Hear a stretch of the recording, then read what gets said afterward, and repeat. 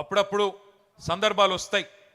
కాలం మారినప్పుడు, మోసం జయించినప్పుడు తాత్కాలికంగా వానపాములు కూడా నాగుపాములు లెక్క బుసలు కొడతాయి. గ్రామ సింహాలు కూడా సింహాల్లాగా గర్జిస్తాయి టైం మానది కానప్పుడు. గ్రామసింహం అంటే ఎరికేనా? నేను అంతకంటే ఎక్కువ చెప్పా. టైం వస్తుంది అప్పుడప్పుడు. బో బో అనేటోడు కూడా సింహం లెక్క గాండ్రించే సందర్భాలు చూస్తాం కొన్ని. అప్పుడప్పుడు ఊరబందులు కూడా పెద్ద పెద్ద పులుల లెక్క గర్జించే సందర్భాలు కూడా చూస్తాం. ఇవాళ అట్లాంటి సందర్భాలు కొన్ని చూస్తున్నాం. ఊరు పేరు లేనోడు, అడ్రస్ లేనోడు, జీవితంలో జై తెలంగాణ అనకుండా ఇవాళ గద్దెనెక్కి కూర్చున్నోడు ఇవాళ పెద్ద పెద్ద మాటలు మాట్లాడుతున్నాడు. ఏం పర్వాలేదు.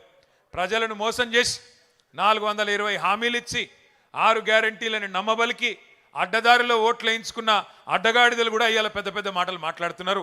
భయపడేది లేదు, ఎవ్వన అయ్యకు భయపడేది లేదు. ఖచ్చితంగా కొట్లాడదాం. కేసీఆర్ గారి దీక్ష స్ఫూర్తిగా బరాబర్ కొట్లాడదాం.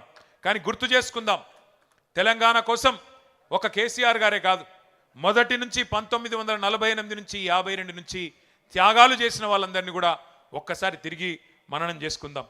ఆనాడు ఎట్లుండే, స్వాతంత్రం వచ్చినాక పరిస్థితి ఒక్కసారి గుర్తు చేసుకోండి.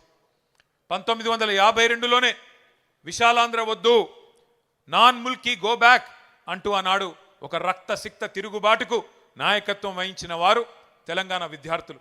ప్రొఫెసర్ జయశంకర్ లాంటి నాయకులు ఆనాడు విద్యార్థులుగా నాన్ ముల్కీ గో బ్యాక్ ఉద్యమంలో 1952లోనే పోరాటం చేస్తే ఆ రోజు కూడా అప్పటి కాంగ్రెస్ ప్రభుత్వం కర్కశంగా పోలీసు తూటాలలో 7 మంది విద్యార్థులను కాల్చి చంపి, మన సిటీ కాలేజీలో మన హైదరాబాద్లోనే 7గురిని కాల్చి చంపింది 1952లో.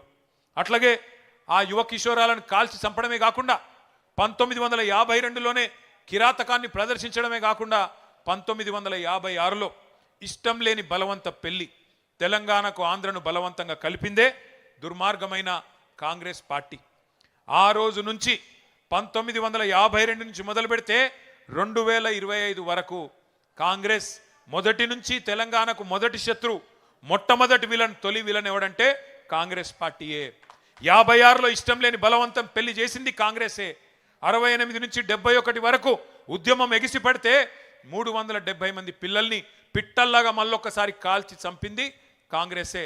1971లో 14 పార్లమెంట్ సీట్లుంటే 11 పార్లమెంట్ సీట్లు ఆనాడు తెలంగాణ ప్రజా సమితికి మదన్మోహన్ గారు, మల్లికార్జున్ గారు, చెన్నారెడ్డి గారు, ఎంఎస్ఆర్ గారు ఇట్లాంటి వాళ్ళందరినీ పార్లమెంటుకు పంపితే జిఎస్ మేల్కోటె గారు వీళ్ళందరినీ పార్లమెంటుకు తెలంగాణ ప్రజలు పంపితే ఆ 11 మందిని కూడా ఆ రోజు మళ్ళీ తిరిగి కాంగ్రెస్లో కలుపుకొని తెలంగాణ ఇయ్యను, ఏం చేసుకుంటారో చేసుకోపోమని చెప్పి ఆ రోజు మళ్ళీ ఒక్కసారి ధిక్కార ధోరణి ప్రదర్శించింది కూడా కాంగ్రెస్ పార్టీయే.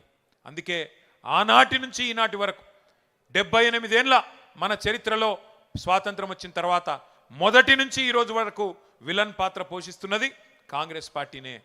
కానీ వాస్తవం తెలంగాణ బిడ్డల నెత్తురుతోని ఇవాళ కాంగ్రెస్ నేతల చేయిలు తడిచున్నాయి. తెలంగాణ కథలో ఆనాటి నుంచి ఈనాటి వరకు మొదటి విలన్, శాశ్వత విలన్ కాంగ్రెస్ అన్న మాట మనం మర్చిపోవడానికి వీల్లేదు. ఇలా వాళ్ళు తాత్కాలికంగా అబద్ధాలు చెప్పి మోసం చేసి 6 గ్యారంటీలని 420 హామీలని ప్రజలను ఇవాళ వంచి అధికారంలో ఉండవచ్చుగాక, ఇష్టం వచ్చినట్టు మాట్లాడవచ్చుగాక.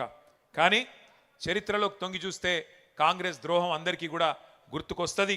అందుకే ఇవాళ మన నాయకుడిని కించపరిచే ప్రయత్నం చేస్తూ ఉన్నారు. సరే, ద్రోహం జరిగింది, ఇబ్బంది జరిగింది, 71లో నష్టం జరిగింది అని తెలంగాణ సమాజం ఊరుకోలేదు. 30 ఏళ్ల పాటు కుత ఉడుకుతూనే ఉన్నది. తెలంగాణలోని బుద్ధిజీవులు, జయశంకర్ గారు లాంటి పెద్ద మనుషులు, విద్యాసాగర్ రావు గారు లాంటి మరి ఇంజనీర్లు ఎప్పటికప్పుడు తెలంగాణ జాతిని జాగృతం చేసే ప్రయత్నం చేస్తూనే ఉన్నారు. 30 ఏళ్లుగా వాళ్ళు దీపాన్ని ఆరిపోకుండా చిదిమిపోకుండా అట్లే పట్టుకొని ఉన్నారు. కానీ కలిసొచ్చే కాలానికి నడిసొచ్చే కొడుకు వస్తాడన్నట్టు 2001లో కేసీఆర్ గారు నడిచి వచ్చిండు. మరి ఆ రోజు గులాబీ జెండా ఎగరవేసి తిరిగి మలి దశ తెలంగాణ ఉద్యమానికి శ్రీకారం చుట్టిండ్రు. మరి 1000 మైళ్ళ ప్రయాణమైన తొలి అడుగుతోనే ప్రారంభమవుతుంది. అట్లాగే కేసీఆర్ గారు మొదటి అడుగు వేసిన రోజు జలదృశ్యంలో మక్కలో పుట్టింది పుబ్బలో పోతుందని ఎద్దేవా చేసిండ్రు. ఎన్నో హేళనలు, ఎన్నో అవమానాలు, 1000 దాడులు, 1,00,000 కుట్రలు, ఎదురు దెబ్బలు, ఒడి దుడుకులు. కానీ కేసీఆర్ గారు ఎక్కడా కూడా వెనకకు పోలేదు. చాలామంది కోరుకున్నారు మనం ఆరిపోవాలి, మన దీపం ఆరిపోవాలని. पर हमारे भाई लोग जैसे कहते हैं फानूस बन के जिसकी हिफाजत हवा करे वो शमा क्या बुझे जिसको रोशन खुदा करे. దేవుడు ఆశీర్వాదం ప్రజల ధైర్యంతో కేసీఆర్ గారు పట్టు వదలకుండా, విశ్వాసం కోల్పోకుండా, కమిట్మెంట్తో, కన్విక్షన్తో ముందుకు నడుస్తూ పోయినారు.